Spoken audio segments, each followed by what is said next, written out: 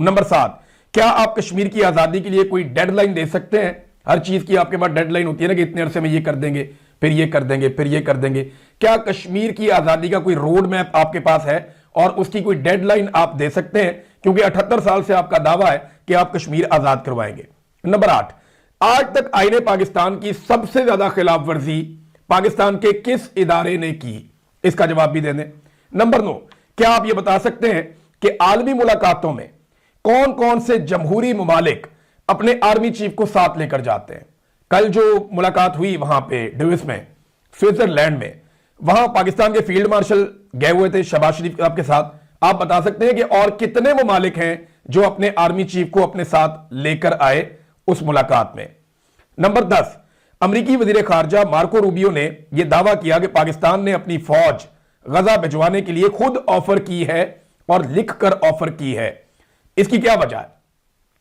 अगर आप ये कहते हैं कि यह हुकूमत का फैसला है, हुकूमत से पूछें, तो हुकूमत तो अपने फैसले भी आपसे पूछकर करती है और वो बबंगई दोहल ये कहते भी हैं और वो बार बार कहते हैं कि ये हाइब्रिड निजाम चल रहा है और फौज हमारे साथ हर फैसले के अंदर शामिल है। तो फिर ये कैसे मुमकिन है कि गजा में फौज भिजवाने के फैसले में फौज शामिल ना हो? तो आप ये बता दें कि क्या कभी पाकिस्तानी फौज हमास को गैर मुसल्लह करेगी? क्योंकि डोनाल्ड ट्रंप का नुक्ता नंबर 1 यही है, वो यही कहते हैं कि पाकिस्तानी फौज जो है वो हमास को गैर मुसल्लह, यानी जो भी फौज आएगी वो हमास को गैर मुसल्लह करेगी और पाकिस्तान अपनी फौज भिजवाने की अर्जी पहले ही डाल चुका है। इसके बारे में आप जवाब दे दें दोनों सवालों के। नंबर 1, कि जो मार्को रूबियो ने कहा वो ठीक है या गलत है कि हम फौज भिजवाने के लिए दरखास्त कर चुके हैं। नंबर 2, जो डोनाल्ड ट्रंप ने कहा कि जो फौज जाएगी वो हमास को गैर मुसल्लह करेगी, आप इस पर क्या राय रखते हैं? और आखिरी और 12वां सवाल, दहशतगर्दों को वापस लाने का जो फैसला है वो जनरल बाजवा और जनरल फैज ने किया था, ये सब जानते हैं। पीटीआई का मुतालबा है कि, और उनका ये कहना है, वो बड़ा क्लियरली कहते हैं कि हमने ऐसा कोई फैसला नहीं किया था, बल्कि ये फैसला उनकी हुकूमत गिरने के बाद हुआ था। जिसका सबूत यह है कि राणा सनाउल्लाह साहब ने जब पीडीएम की हुकूमत बन गई तो तब अनाउंस किया था कि तालिबान की वापसी के हवाले से हमने इस मुशावरत की है और उसके अंदर कुछ फैसले हुए हैं।